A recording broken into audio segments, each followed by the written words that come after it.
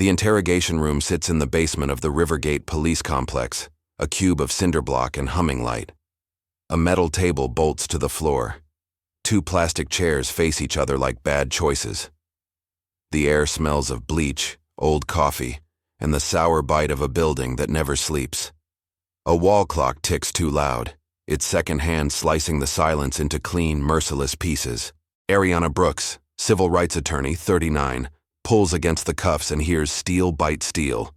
Her wrists burn where the edges rub. Her blouse hangs torn at the shoulder, a seam ripped like somebody grabbed and yanked.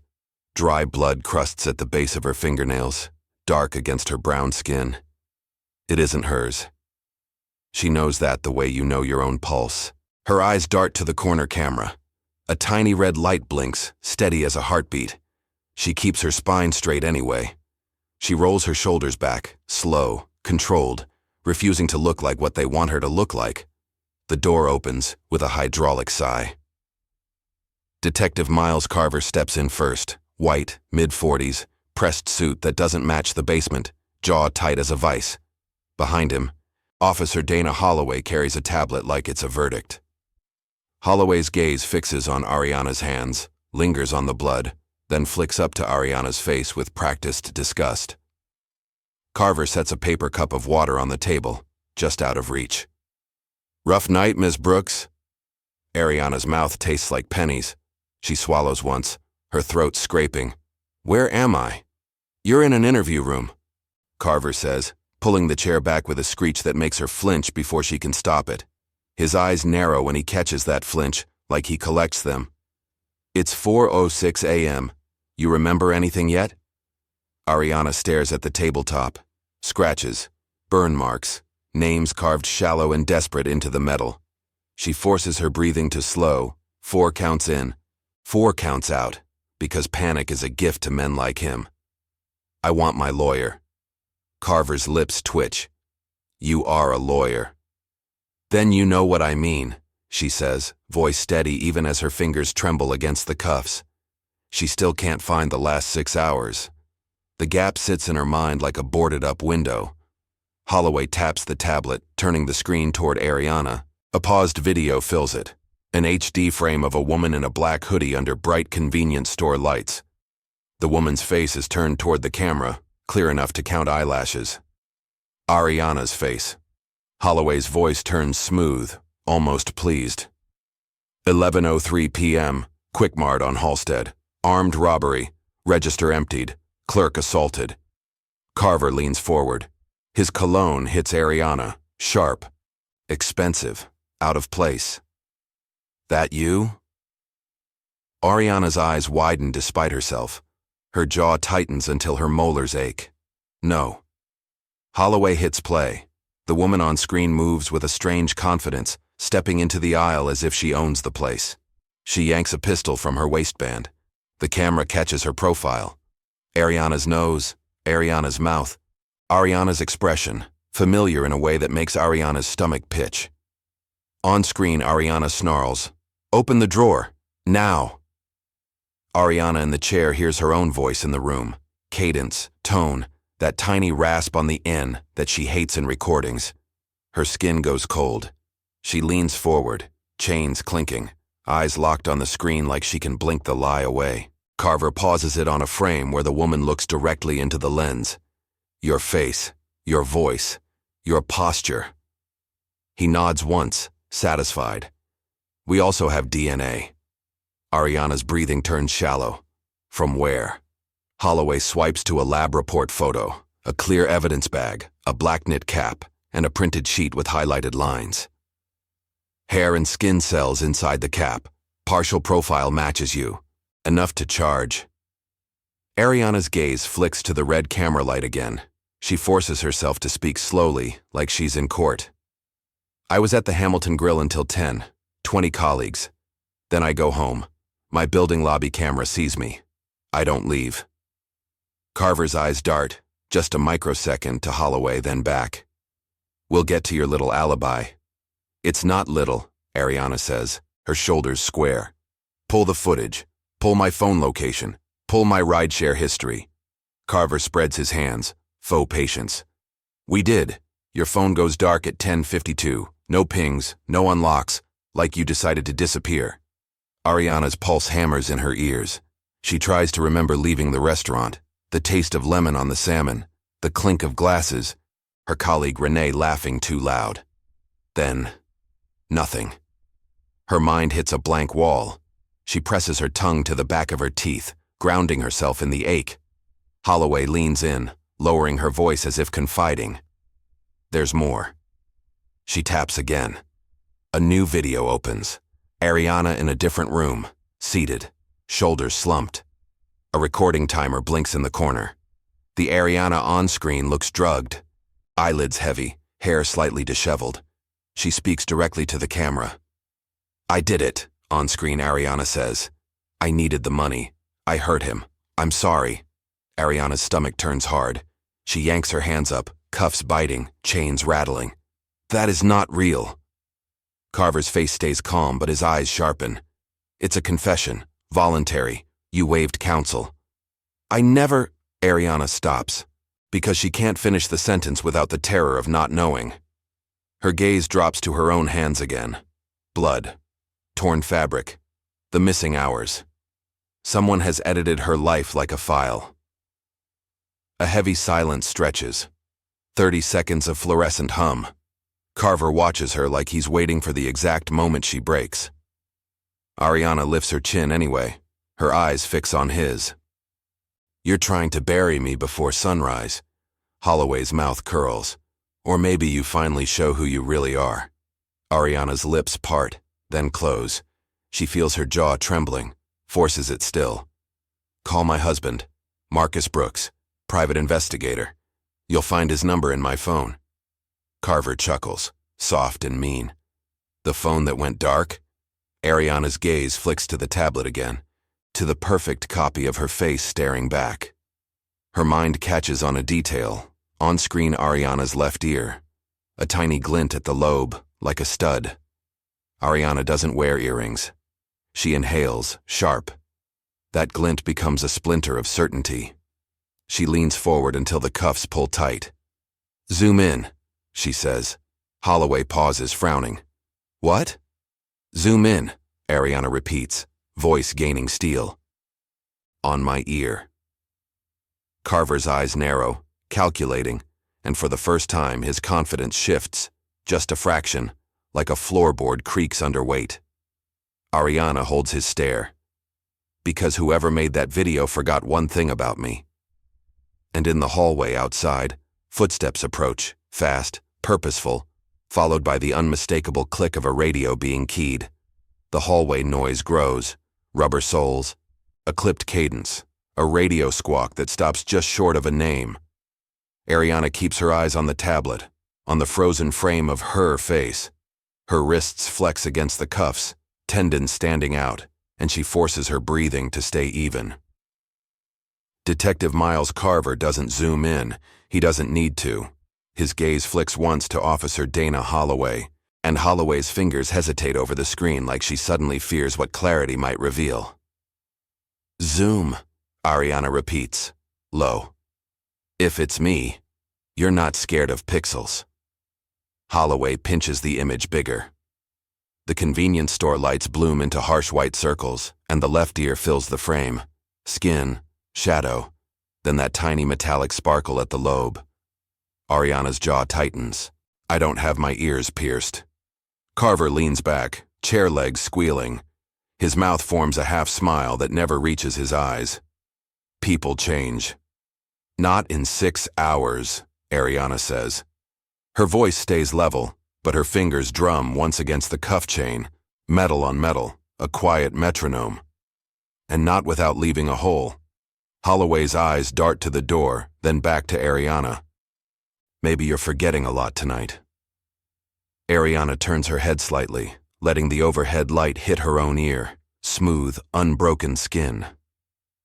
Put them side by side, she says. Or are we done pretending this is about truth? Carver's stare hardens. He slides a thin manila folder across the table, stopping it just beyond Ariana's reach like the water. The folder's tab reads, Brooks, Ariana, evidence, in block letters. Inside, a photo peeks out. A black knit cap in an evidence bag, a strip of barcode labels, and a chain of custody sheet with signatures stacked like dominoes. Holloway taps the folder. You want to argue details? Start with your DNA in that cap. Ariana's eyes fix on the signatures, one in particular, a looping D, Holloway, and then on the date stamp, Easter 14. Her throat tightens. She doesn't speak the thought, but it lands heavy. This form exists before tonight. Carver's voice drops into something almost conversational.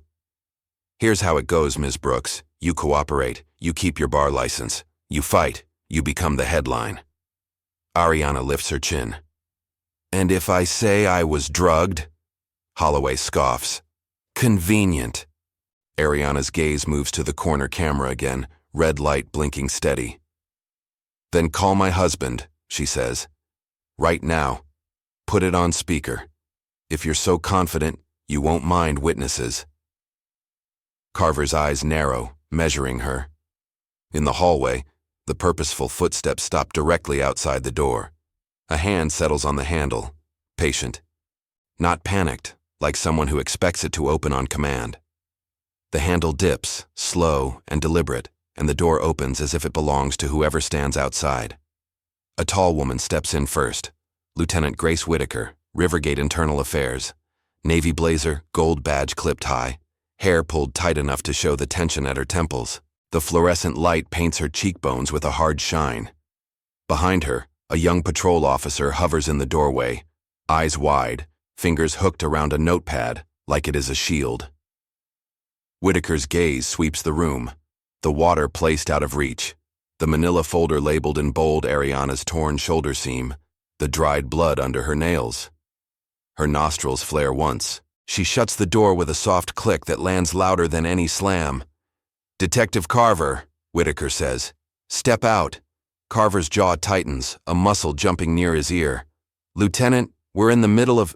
Whitaker doesn't blink. Step out. Officer Dana Holloway shifts her weight, eyes darting to the corner camera, then to Ariana, then down to the tablet as if the screen might start talking back. Ariana keeps her posture tall. She notices the patrol officer in the doorway swallow hard, Adam's apple bobbing, like he didn't expect to see a lawyer in cuffs at 4 a.m. Carver leans back, chair legs squealing. This is a felony investigation. Whitaker's voice stays flat. And this is my building, too. Carver's eyes flick to Ariana. Quick, sharp, warning, then back to Whitaker. He rises, smoothing his suit front with both hands, performing calm. Fine. 2 minutes. Whitaker tilts her head a fraction. Now. Carver walks out. Whitaker follows, leaving the door cracked just enough for Ariana to hear a muffled edge of their exchange. Carver's low growl, Whitaker's clipped replies. Holloway stays seated, but her fingers tap the tablet once, twice, then stop. The room feels smaller without Carver's cologne polluting it, but the hum of the lights grows louder, like the building listens. Ariana turns her head toward Holloway. You're not even good at hiding it, she says. Holloway's lips press thin. Hiding what? The date stamp, Ariana replies. Her eyes lock on the folder. That evidence sheet is pre-filled. The cap isn't from tonight. Holloway's throat works. She reaches for the manila folder, pulls it closer to herself, and Ariana catches the reflex. A possessive clutch, like a child snatching something back. Chain of custody records get created when items enter inventory. Ariana's wrists flex against the cuffs, metal biting skin. She keeps her voice measured. Then show me the intake log, the property tag, the case number that matches the robbery time. Holloway lets out a short breath through her nose. You always talk like you're in court. I live in court, Ariana says, and you're sloppy. Holloway's eyes narrow. Sloppy is thinking you can crusade against this department and stay clean. Ariana's stomach tightens at the word, crusade. A breadcrumb clicks into place. 8 months of anonymous hang-ups, the unmarked black sedan that idles near her office twice a week, the way certain officers glance at her in hallways like they recognize her from a poster. She hears Whitaker's muffled voice outside, sharper now, and she hears Carver answer with a hard laugh that carries through the crack. Ariana leans forward, chains clinking. "If you're so sure I did it, why do you need me scared?" Holloway's gaze drops to Ariana's blood-stained fingers. "Because scared people tell the truth." "Scared people tell whatever you want," Ariana shoots back. The patrol officer in the doorway shifts, foot scuffing the floor. His eyes flick to Ariana's ear, then to the tablet. His brows knit like he is doing math he doesn't like. Ariana catches the movement and speaks directly to him, voice calm. "Officer, what's your name?" He hesitates. Thomas. "Officer Thomas Reed." "Officer Reed," Ariana says. "Look at my ear. Is it pierced?" Reed's eyes widen. He looks, really looks, and then his gaze snaps to the video still on the tablet. A bead of sweat appears at his hairline. "No, ma'am," he says, and his voice cracks on the last word. Holloway's head whips toward him. "Reed." He flinches, shoulders rising. "I'm just answering." "Don't," Holloway says, a warning packed into one syllable. Ariana watches Holloway's left hand. The knuckles whiten around the folder edge. A gold ring sits on her ring finger, thick band, department crest engraved, the kind of thing someone earns after a milestone. Ariana remembers seeing that ring flash once under courtroom lights months ago when Holloway testified in a civil suit and avoided every question about missing evidence. Another breadcrumb. Same ring, same hands, same refusal. Ariana shifts in her chair, testing the cuffs. The chain is short, but there is enough slack to lift her hands a few inches. She slides her wrists together and feels something under the table lip. Duct tape residue, a sticky ridge, like someone often pins things there. Her fingers brush it, and she finds a tiny torn corner of paper stuck to the underside, the edge of a label. She can't pull it free with the cuffs, but she memorizes the texture. Glossy barcode adhesive. Holloway notices Ariana's hands move and leans forward fast. "Stop reaching." "Afraid I'll contaminate your evidence?" Ariana asks. Holloway's eyes flash. "Afraid you'll hurt yourself." Ariana's mouth tightens. "You don't get to pretend you care." Outside, Whitaker's voice spikes, audible now through the crack. "Without counsel present?" She requested counsel. Carver answers louder, controlled anger. "She's an attorney. She knows the game." Whitaker's reply is a blade. "The Constitution isn't a game." Ariana's chest rises with a slow breath. Whitaker isn't here by accident. Someone triggers internal affairs at 4 a.m. only when they either want cover or when they smell blood in the water. The door swings wider. Whitaker steps back in alone, expression carved into professionalism. She looks at Ariana first, not the detectives, and that choice lands like a hand on Ariana's shoulder. "Ms. Brooks," Whitaker says, "I'm going to ask you one question. Answer carefully." Ariana holds her gaze. "Ask." Whitaker's eyes narrow, assessing. "Did you at any point tonight agree to be recorded?" Ariana's jaw sets. "No." Whitaker nods once as if that single syllable confirms a suspicion she has carried for months. Behind her, Carver appears in the doorway again, face tight, eyes cold. He steps in with the same confidence as before, but there's a new stiffness to it, like his suit suddenly feels too small. Carver looks at Whitaker. "We're done with interruptions." Whitaker doesn't move. "Then you won't mind me staying." Carver's gaze slides to Ariana, and Ariana sees it. Calculation, not certainty. She meets it with stillness.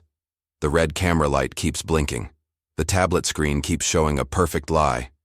And somewhere between the handle turning and Whitaker's arrival, Ariana feels the room tilt, just slightly, toward a fight Carver didn't schedule. He reaches into his pocket and pulls out a small key. "Let's try this again," Carver says, voice low. "From the top. Where were you at 11? Ariana watches the key hover near her cuffs, and she realizes he isn't unlocking her. He's moving her. Carver circles the table, key pinched between thumb and forefinger like a prop. The fluorescent light flattens everything.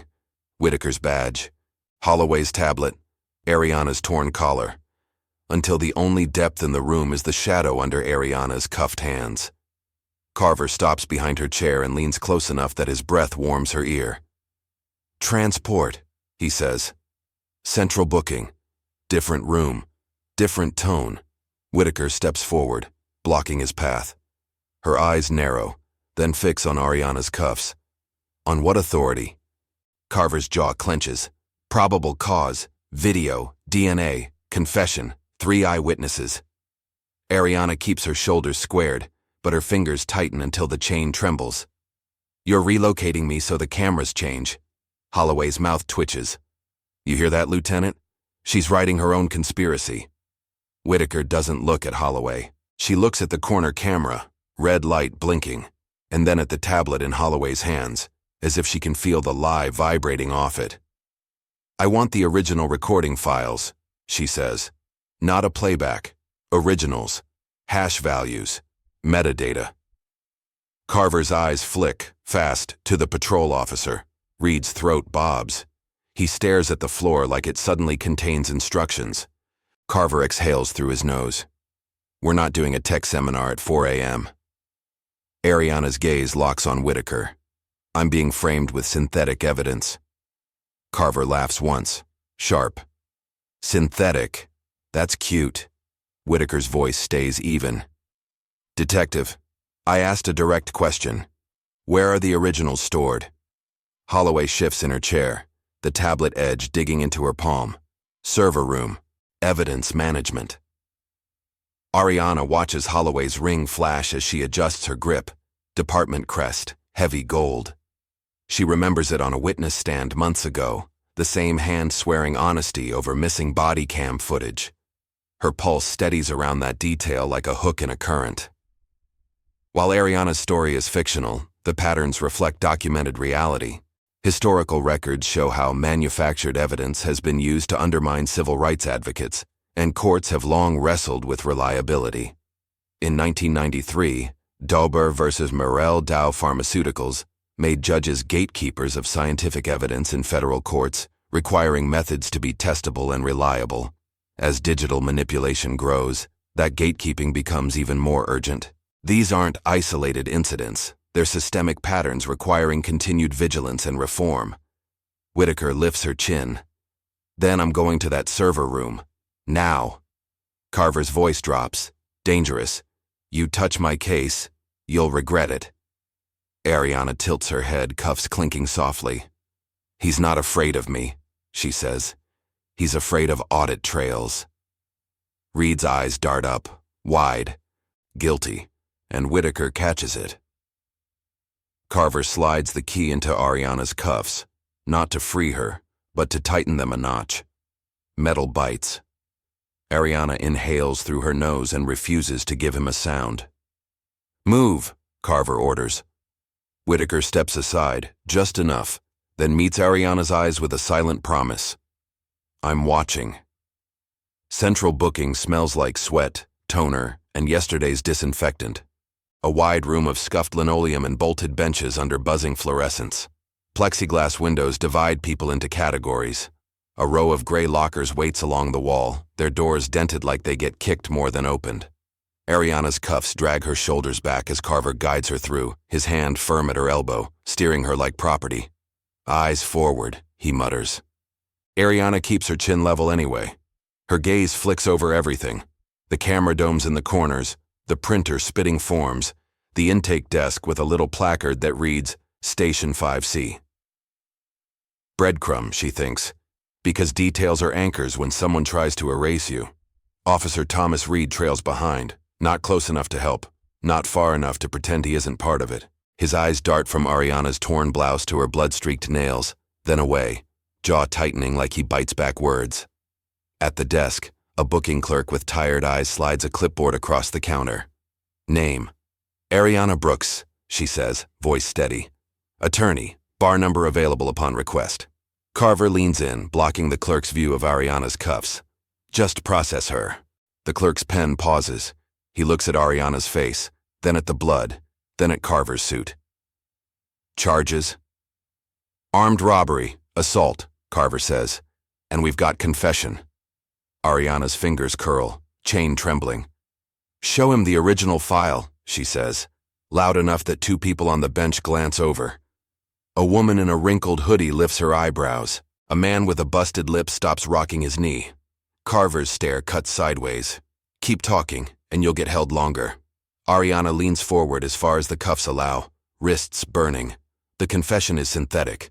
The robbery video is a deep fake. Check the metadata. Request hash values. The clerk blinks as if she starts speaking another language. Ma'am, Ariana's tone doesn't rise, but it hardens. Then call a supervisor who understands evidence. Carver's mouth tightens. She's stalling.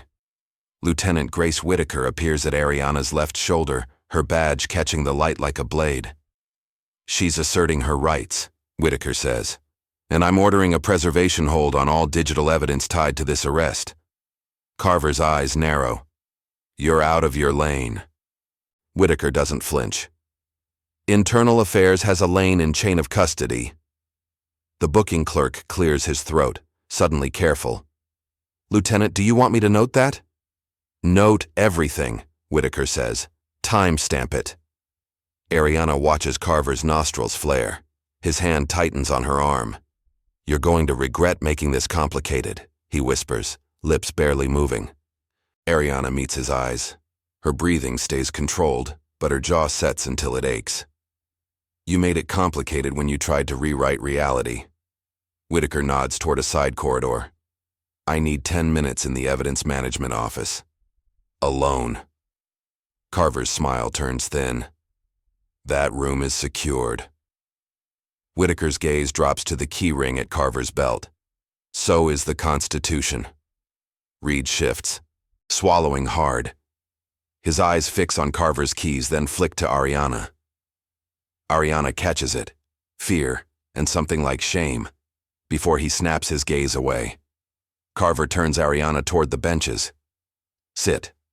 Ariana lowers herself onto the cold metal. The cuffs press into her lap. She scans the room again, cataloging exits, cameras, faces.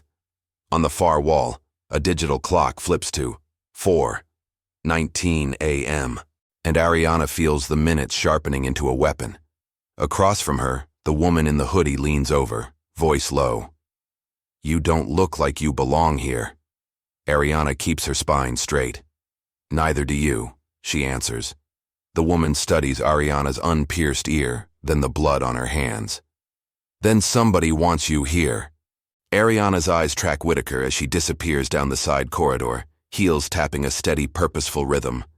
Carver stays planted nearby, watching the door like he can will it shut. Ariana inhales once, slow. Somewhere in this building, the original files sit on a server, and someone is counting on nobody asking how a lie is made. She keeps her gaze forward, hands still, and waits. Because the next door Whitaker opens is going to decide whether truth survives the night. 2 floors below booking, the evidence management corridor feels colder, like the air conditioning runs on suspicion. The walls are painted an institutional beige that absorbs light instead of reflecting it. A strip of gray carpet deadens footsteps, but not the building's constant noises. Distant phones, a printer chattering, the soft metallic clack of doors locking behind doors. A sign on a frosted glass panel reads, Digital Evidence, Authorized Personnel Only. And beneath it, smaller text, Room 5D. Lieutenant Grace Whitaker stops at the keypad. Her fingers hover, then punch in a code. The door releases with a click that sounds too easy. Inside, server racks line one wall, blinking green and amber like a city at night. A rolling chair sits in front of 2 monitors. The room smells faintly of warm plastic and dust baked by electronics. Whitaker pulls the door shut and turns the deadbolt. For a second, the only sound is the low, steady whir of fans and her own breathing, controlled, deliberate. In central booking, Ariana watches the side corridor as if she can see through concrete. Carver stands near the benches, arms folded, posture casual, eyes sharp. His gaze keeps darting to the clock. 4:22 a.m. Then to the corridor, then back to Ariana, like he's timing a recipe. Officer Thomas Reed lingers by the intake desk, pretending to read a form. His fingers worry the corner of the paper, bending it, unbending it. His eyes lift to Ariana's hands, then to her unpierced ear, then away. He looks like a man trying not to be seen thinking. Ariana leans back against the cold wall. The cuffs bite her wrists when she shifts. She keeps her face calm, but her eyes stay busy, tracking. She catches a detail on Carver's belt, a small laminated badge clipped behind his keys, face turned inward. Not a department ID, a different color stripe. He keeps it hidden like he forgets it's there. The hoodie woman across from Ariana murmurs, barely moving her lips. He ain't relaxed. He's performing, Ariana answers without looking at her. Because he knows something can break. Carver's voice cuts in, too cheerful. Talking again, Ms. Brooks? Ariana raises her chin. Just breathing. Carver's smile thins. His jaw tightens, and he lifts his radio. Holloway. Status. Static, then Holloway's voice. Tight, clipped. IA is in the server room. Carver's eyes narrow. Don't let her copy anything. Whitaker sits at the workstation and wakes the monitors. A Logan prompt appears. She enters credentials, then opens an evidence platform. Case cards, file trees, timestamps. Her eyes flick across the screen with practiced speed. She searches Quick Mart, Halstead, 11:03 p.m. A folder pops up. RGPD 257712. Video file, audio file. Confession. Upload user.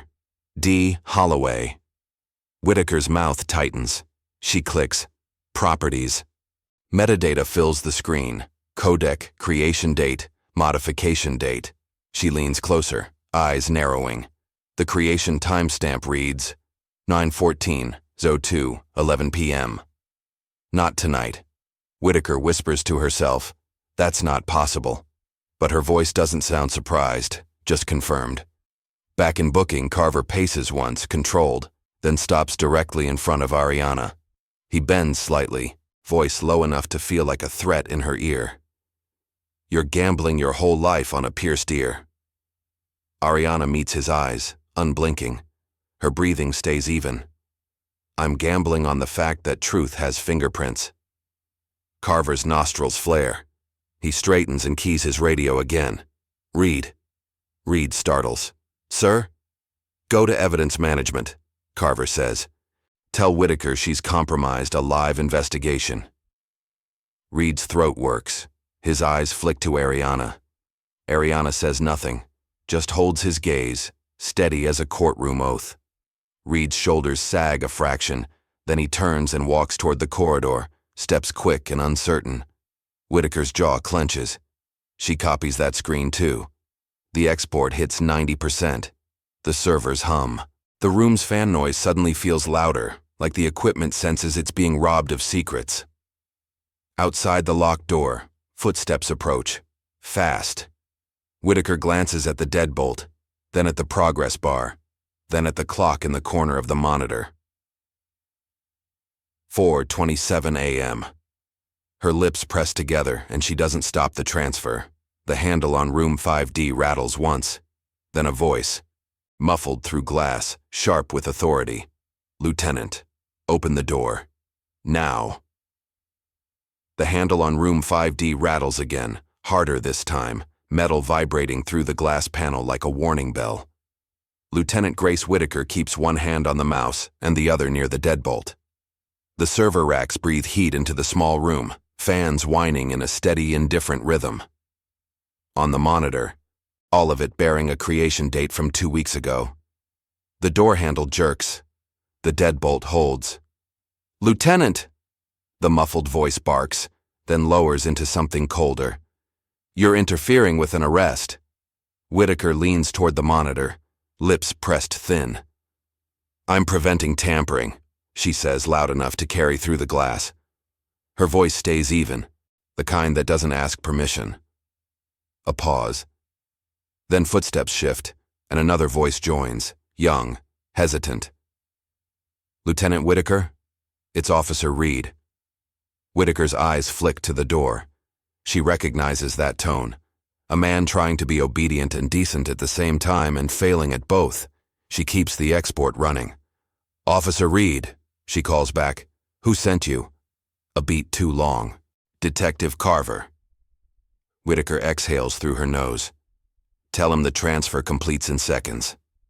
The handle goes still. Silence stretches. 3 heartbeats, maybe 4, until Reed speaks again. Quieter. "Ma'am." He says, "You're compromised." Whitaker's gaze drops to the deadbolt, then lifts to the screen. 99%. Her fingers hover, ready. "Compromised by what?" she asks. Reed doesn't answer. Whitaker hears fabric shift, like he leans closer to the glass. When he speaks, his voice cracks at the edges. By making this worse." Whitaker's eyes narrow.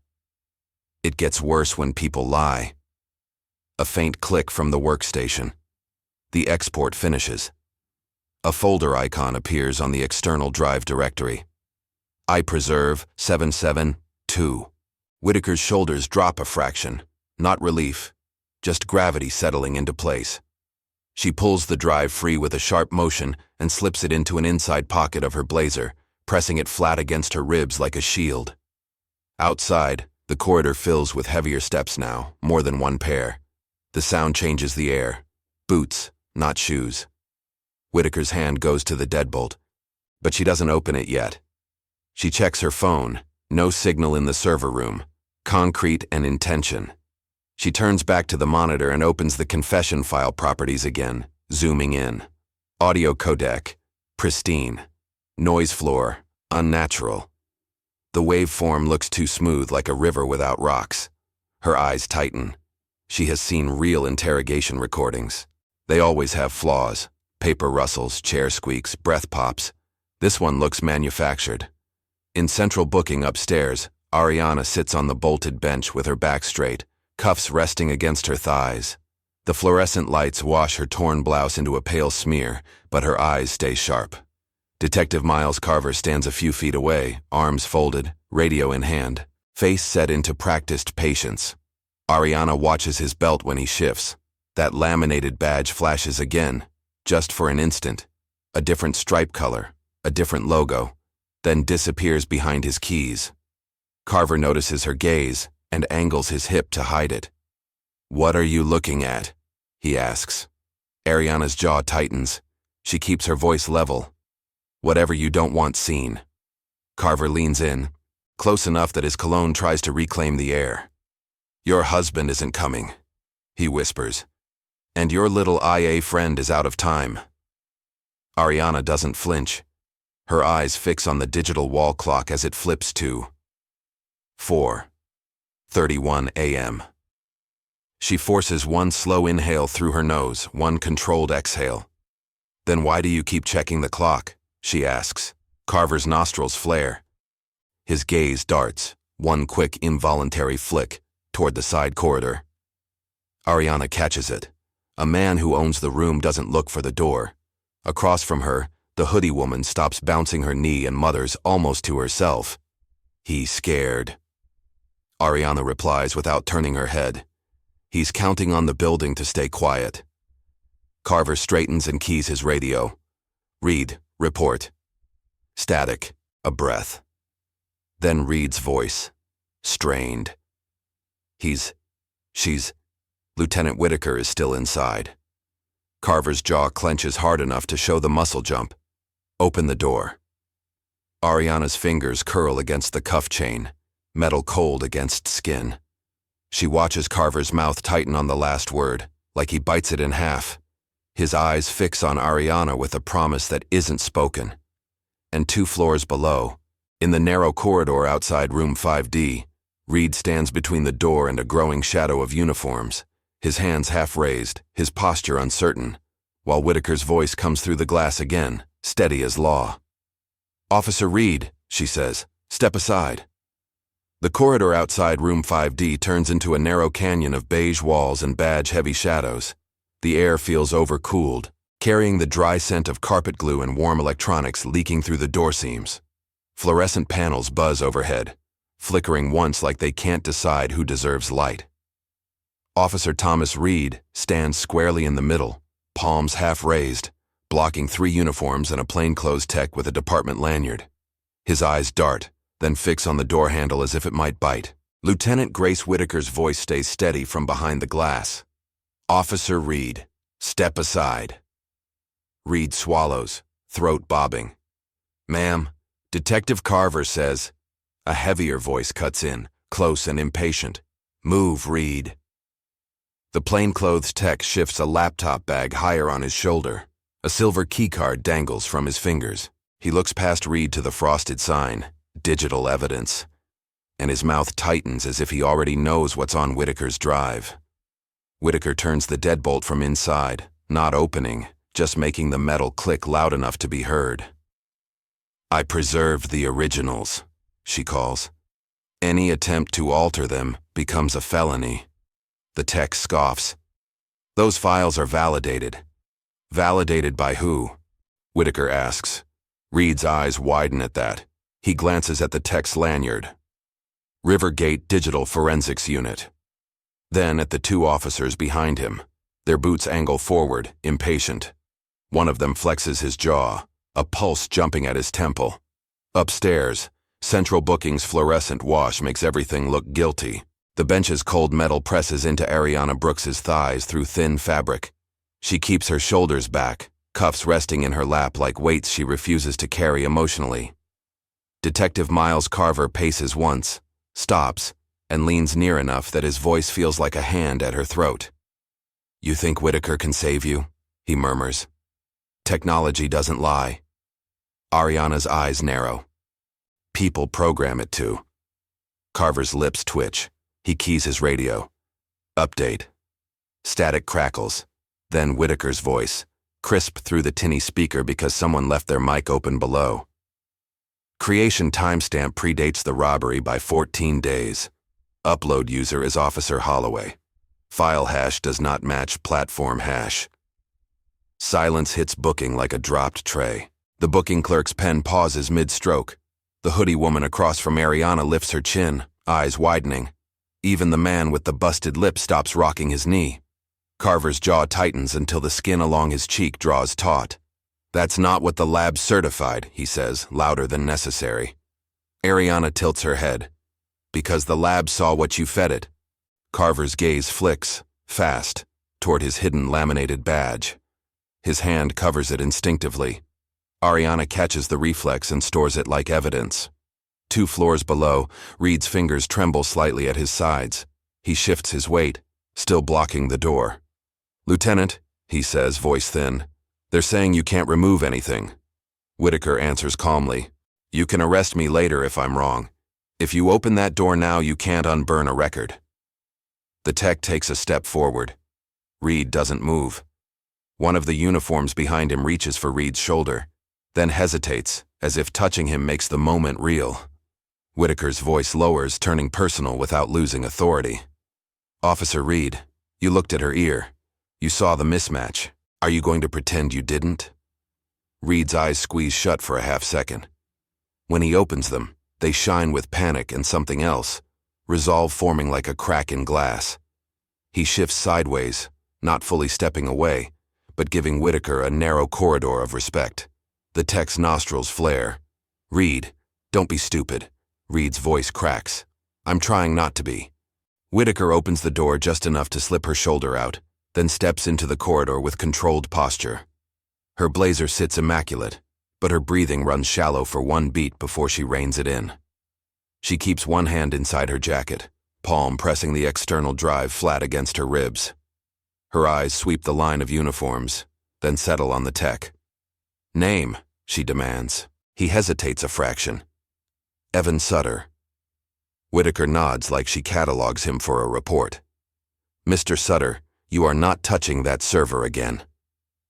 Sutter's gaze darts to the door behind her. "You don't understand what you're interrupting." Whitaker's expression hardens. "Then explain it under oath." While Ariana's story is fictional, the patterns reflect documented reality. The FBI warned in a 2022 public service announcement that criminals can use deepfakes and synthetic audio to impersonate people, the export manipulate progress bar crawls, The National Institute of Standards and Technology, each percent a tiny act of also defiance. Runs ongoing media forensics research, the voice including efforts to detect manipulated images and video open the door to mislead. Now, these aren't Whitaker isolated incidents. Her eyes narrow at the patterns requiring continued vigilance and reform. Quickmart. In booking, Halstead, Ariana hears only fragments through Carver's radio MP4, but she recognizes the shift. Audio. The lie starts needing more people to hold it up. Statement. Carver's hand tightens around the radio until his knuckles pale. All of it uploaded under Ariana leans forward slightly. Holloway. Chains clinking once. You're losing control, she says softly. Carver's eyes lock on hers, cold and bright. You don't even know what control is. And downstairs, Whitaker lifts her chin, staring down a hallway full of badges, and says a sentence that changes the temperature of the building. Call the FBI. At 4:38 a.m. Rivergate Police Complex keeps humming like nothing changes, but the sound feels thinner now, like the building's confidence leaks out through vents.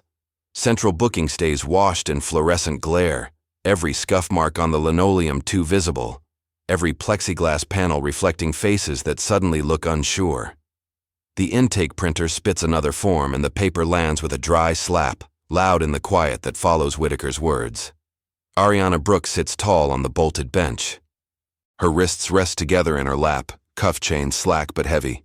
She keeps her breathing controlled, one slow inhale, one measured exhale, while Detective Miles Carver stands a few feet away with his radio clenched like a weapon that might backfire.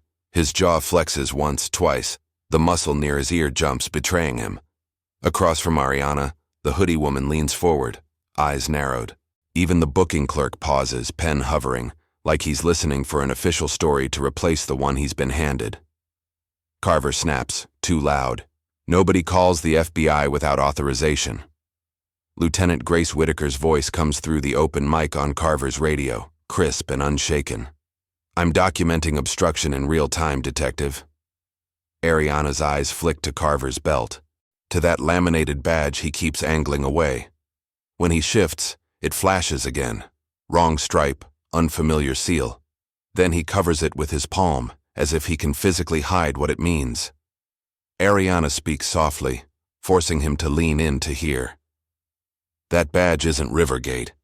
Carver's eyes widen for a fraction of a second before he crushes the expression back into place. His voice drops, dangerous and intimate. Watch your mouth. Ariana holds his stare, unblinking. Watch your evidence. Carver spins toward the intake desk. Where's the transport unit I requested? The booking clerk clears his throat, suddenly cautious. Detective, Lieutenant Whitaker ordered a preservation hold. Carver's nostrils flare. He leans on the counter, knuckles whitening. I don't take orders from internal affairs. From the side corridor, Officer Thomas Reed appears, too fast, like he's been running. His uniform collar sits slightly crooked. A bead of sweat shines at his hairline. He looks at Carver, then at Ariana, and his throat works like he's trying to swallow a confession. Carver barks, Reed. Where is she? Reed's eyes dart, then fix on the floor. Lieutenant Whitaker is with federal agents. She said they're already en route. The sentence lands like a dropped weight. The hoodie woman's eyebrows lift. The man with the busted lip stops breathing for a beat. The booking clerk's pen finally touches paper again, quick strokes like he's writing to protect himself. Carver steps close to Reed, too close. His voice turns into a hiss. You don't know what you're saying. Reed's jaw tightens. His hands tremble at his sides, then still. Yes, sir, I do. Ariana watches Carver's face, the tight smile failing at the corners. For the first time tonight, his confidence doesn't just wobble. It blinks out and back on like a failing light.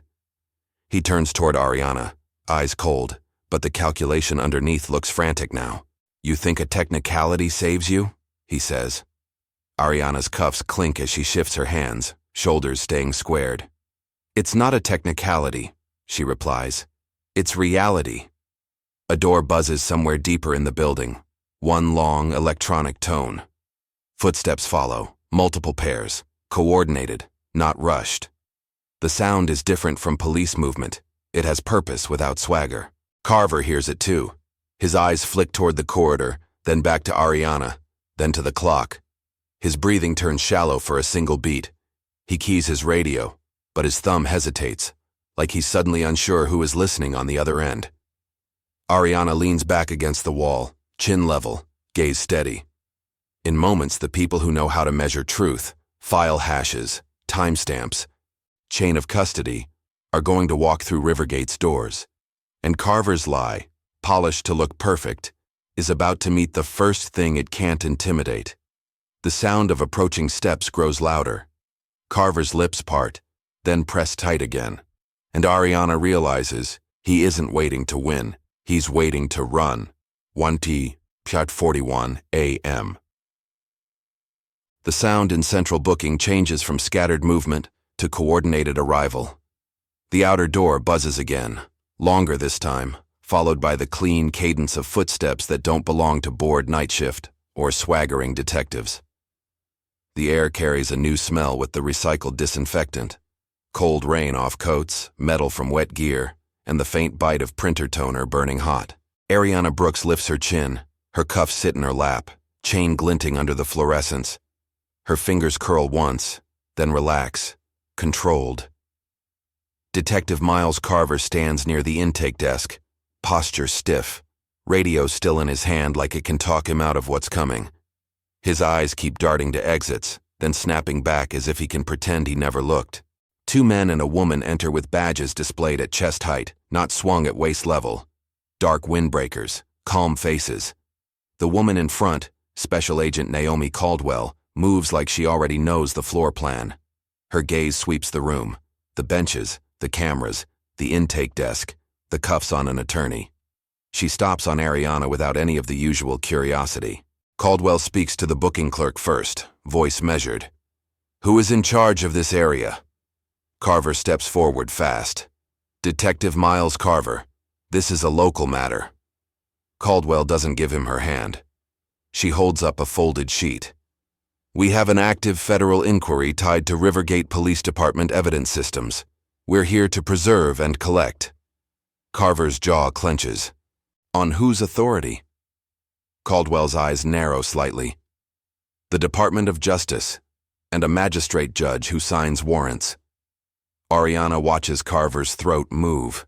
His lips part, then close. A microsecond of panic flashes, eyes widening, then he forces them flat again. His left hand drifts toward his belt, toward the hidden laminated badge, then stops as if he realizes the room sees hands now. Agent Caldwell's partner, a quiet man with close-cropped hair, Agent Jordan Hayes, looks directly at Ariana's cuffs. His eyebrows lift once, restrained disbelief. "Ms. Brooks?" Ariana keeps her voice steady. "Yes." Hayes glances at Caldwell. "She's the attorney who requested counsel." Carver cuts in. "She waved." Ariana's eyes lock on Caldwell. "I never waved. They showed me a confession video with my face and voice. It isn't real." The hoodie woman on the bench lets out a soft, breathy laugh that isn't humor. "Told you," she murmurs, more to herself than anyone. Caldwell nods once like she files Ariana's sentence under expected. "Lieutenant Whitaker contacted us," she says. "Where is she?" Officer Thomas Reed steps forward before Carver can. His hands tremble, then he forces them still at his seams. "Evidence corridor," he says. "Digital evidence, room 5D. Carver whips his head. "Reed." Caldwell's gaze slices to Carver. "Detective, stop speaking to your subordinate like that." Carver's mouth tightens. His nostrils flare. He forces a smile that doesn't land. "Agent, you're overstepping." Caldwell's voice drops, calm and lethal. "You're obstructing." She turns slightly, and Ariana catches a small detail. A body-worn camera on Caldwell's chest, red indicator lit. Not for intimidation, documentation. Ariana feels her breathing loosen by a fraction, as if her ribs finally get permission to expand. Caldwell steps closer to Ariana. "Ms. Brooks, do you consent to medical evaluation and a toxicology screen?" Ariana's jaw tightens. She swallows once, tasting pennies again. "Yes." I think I was drugged at a dinner. Hayes looks to the clerk. Start the paperwork. Now. Carver snaps. She's in custody. Caldwell raises a hand without looking at him. Not for long if this evidence collapses. Carver's eyes flick to the wall clock. 4:44 a.m. Then to the outer door, then back to Caldwell. His breathing turns shallow for one beat. Ariana watches him attempt to ground himself by touching his radio, thumb stroking the side like a worry stone. Caldwell turns to her team. Secure the digital evidence systems. No one accesses anything without us present. A man at the edge of the federal group, older, with wire rim glasses and a hard case, sets the case on the counter and clicks it open. Inside, Ariana sees anti-static bags, a right blocker device, and sealed evidence tape. The tools look boring, ordinary, and unstoppable. Ariana leans forward slightly, cuffs clinking. She looks at Carver. You thought the lie was enough, she says quietly. Carver's eyes harden. You don't understand what you're stepping into. Ariana's expression doesn't move. I understand exactly, she replies. Because you built it to look like me. Caldwell nods toward Hayes. Bring Lieutenant Whitaker down here with her preserved copy. Reed pivots, almost running, eager and terrified. Carver stands frozen for half a second, then his gaze drops to the floor like he's calculating distance, doors, timing. Ariana watches his jaw tremble just once before he clamps it shut. The fluorescents keep buzzing overhead, indifferent. But the room no longer belongs to Rivergate. It belongs to the record. And Carver's next move, fight or flee, sits in the air like a held breath. The federal team moves like a metronome, steady, indifferent to local ego. Central Booking's scuffed linoleum reflects their dark windbreakers in broken patches. Printer fans whine. A distant door buzzes, then seals. Special Agent Naomi Caldwell's body cam light stays red, unwavering, as Agent Jordan Hayes pulls a pair of latex gloves from his pocket and snaps them on with a quiet pop. Lieutenant Grace Whitaker arrives 2 minutes later, stride clipped, blazer still crisp. She holds a small external drive like it weighs more than metal. Her eyes meet Ariana Brooks's for a beat, enough to say, "You're not alone in this room anymore." Then she turns toward Caldwell. Preserved export, Whitaker says, voice even. Original metadata. Hash mismatch. Creation date predates the robbery. Caldwell takes the drive without ceremony. Good. She nods to the older man with wire-rimmed glasses and the hard case. Mr. Linton, verify. Linton, digital forensics, sets a right blocker on the counter and plugs the drive in as if he's connecting a heart monitor. He doesn't glance at Carver. He doesn't need to. His eyes fix on the laptop screen, pupils narrowing. Detective Miles Carver stands too still near the intake desk, arms crossed so tight the fabric at his shoulders pulls. His gaze keeps flicking to the outer door, then to the corridor, then back to the laptop like he wants to will the numbers to change. Officer Dana Holloway is nowhere in the open. She stays off camera, off stage, the way guilty people try to become air. Ariana sits upright on the bench, cuffs resting in her lap. Her wrists throb where the steel bites. She keeps her breathing controlled, slow in, slow out, while Caldwell steps closer. Ms. Brooks, Caldwell says, we're going to play the confession file. You tell me what's wrong. Carver's mouth opens. Agent, that's evidence. Caldwell cuts her eyes at him. I'm collecting evidence. You're observing. Whitaker's chin lifts a fraction, satisfied. Linton clicks. The laptop speaker emits Ariana's voice, her cadence, her rasp, her exact punctuation. I did it, the recording says. I needed the money. I hurt him. I'm sorry. The words float in the fluorescent air like poison perfume. Ariana's jaw tightens until her molars ache. She stares at the waveform on the screen. Too smooth, too clean. There, she says, voice steady. No room tone, no chair squeak, no breath pops. It's sterile. Linton hums softly, fingers moving. Compression artifacts are wrong too. You don't get that kind of clarity from a handheld precinct camera. Carver lets out a short laugh that doesn't sound like humor. You're telling me a computer made her confess? Ariana turns her head slowly toward him, her eyes fixed, unblinking. I'm telling you, you tried to make me disappear behind a file. Caldwell nods to Hayes. Get her uncuffed. Carver's posture jerks. She's under arrest. Hayes steps in close, calm but immovable. Not with contaminated evidence. The booking clerk slides the key ring over with shaking fingers. Hayes unlocks Ariana's cuffs. The steel releases with a soft click. Ariana rolls her wrists once, controlled, refusing to rub them like a victim. She flexes her hands, eyes narrowing at the dried blood under her nails, and lifts her chin. Whitaker gestures toward the sink area. Bag her hands. Preserve the residue. Then toxicology. A medic arrives with a kit. Ariana holds her fingers still as paper bags slide over them and tape seals at her wrists. The tape pulls at fine hairs, a small sting that grounds her. Reed stands by the intake desk, shoulders squared now, eyes darting between Carver and Caldwell. His mouth opens, then closes. Finally, he speaks, voice thin, but present.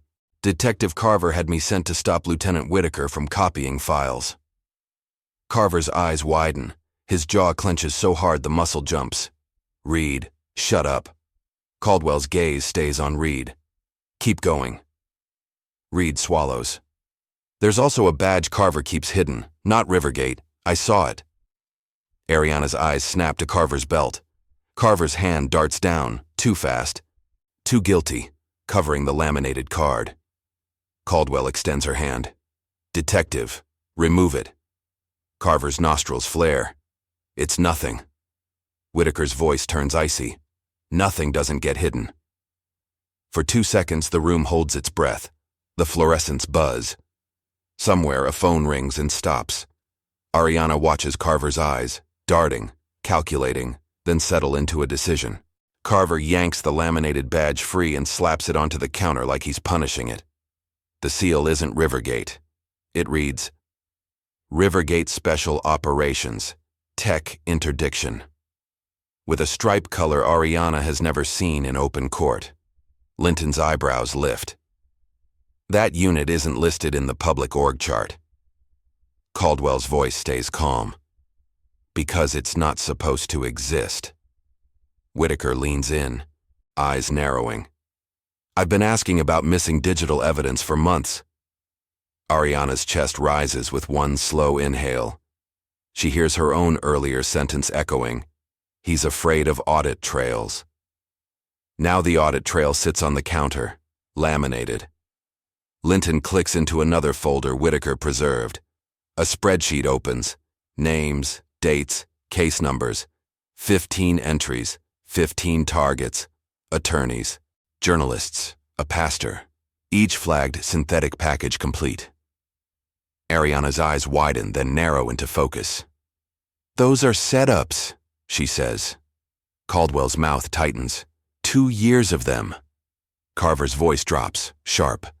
You can't prove who authorized anything. Whitaker turns toward him, expression carved. That's what subpoenas are for. Ariana stands, paper bags over her hands, posture straight. She looks at Caldwell. They drugged me at dinner, she says. My phone went dark. My memory is blank. Find the informant. Find who poured the drink. Caldwell nods once. We will. While Ariana's story is fictional, the patterns reflect documented reality. In 2023, the U.S. Copyright Office launched a public initiative to study AI-generated content and its implications, reflecting growing institutional concern about synthetic media. In 2024, the Federal Trade Commission warned that AI can be used for impersonation and fraud, urging stronger safeguards and verification. These aren't isolated incidents. They're systemic patterns requiring continued vigilance and reform. Carver shifts his weight, eyes scanning for exits again, and Caldwell notices. Detective, she says quietly, don't. Carver's lips press tight. His jaw trembles once, then stills.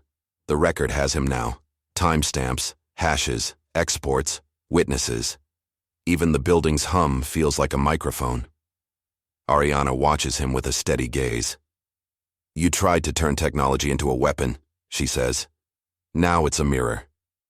At 5:12 a.m. Dawn hasn't reached the basement windows, but the shift has already happened.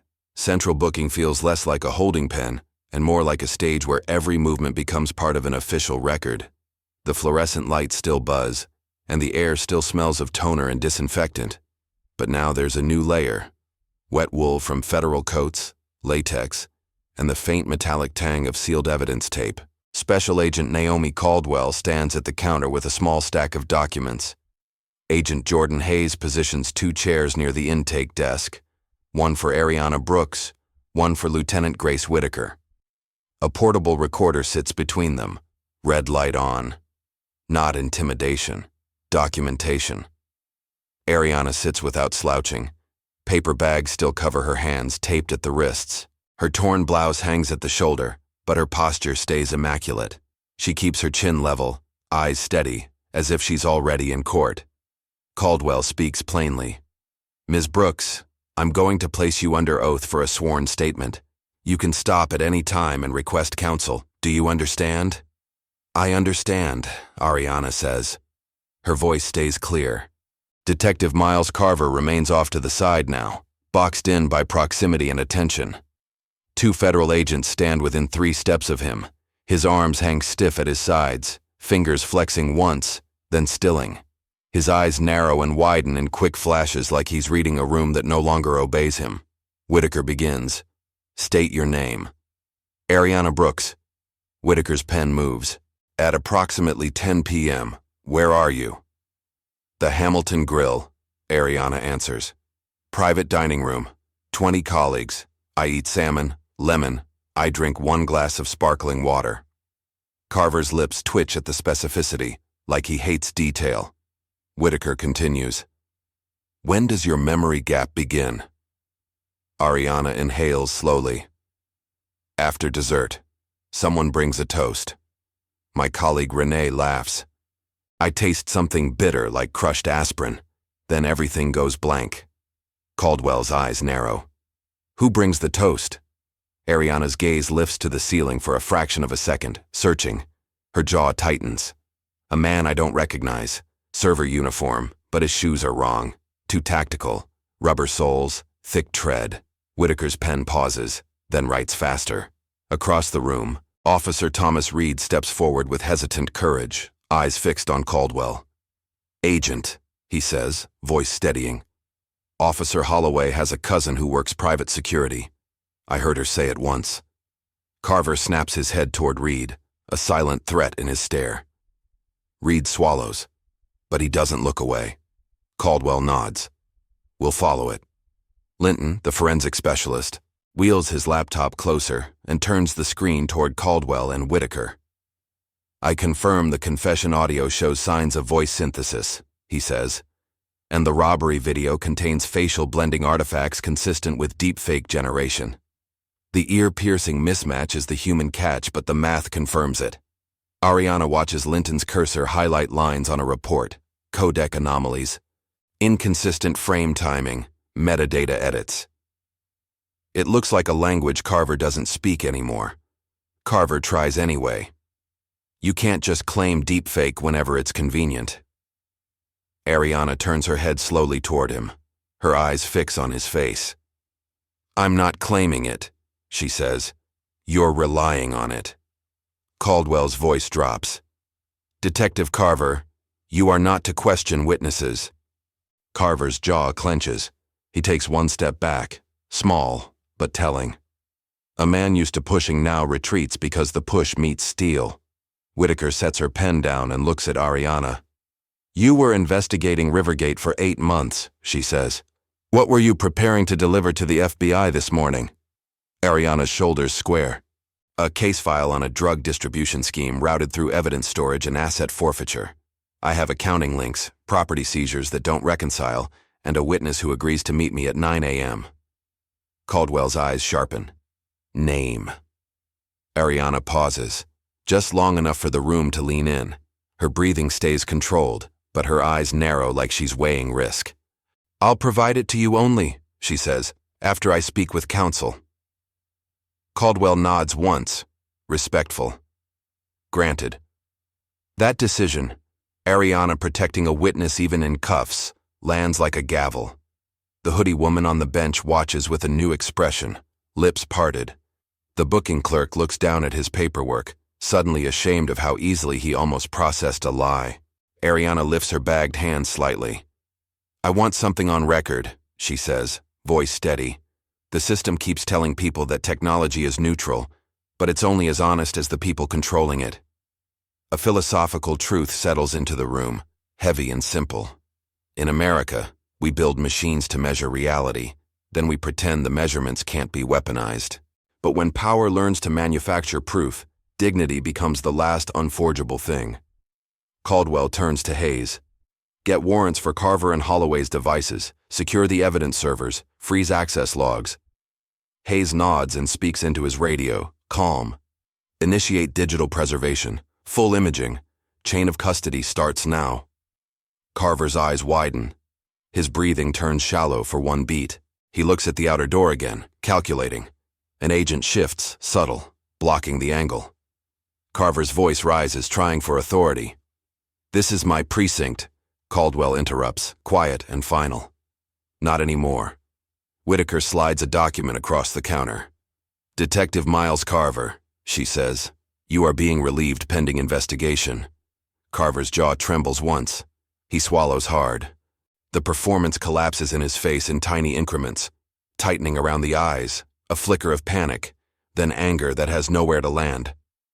From the corridor, footsteps approach. More of them. Rivergate uniforms, but their posture changes when they see federal badges. Dana Holloway appears at the hallway edge, eyes darting. Her ring flashes under fluorescent light, the department crest gleaming like an accusation. Ariana's gaze locks on that ring.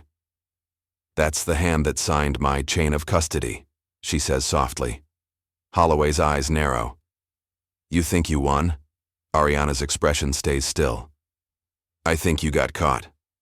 Caldwell turns the recorder slightly, ensuring the red light faces everyone. "Officer Holloway," she says, "don't say another word without counsel." Holloway's lips press tight. Her eyes flick to Carver, searching for rescue. Carver doesn't look back.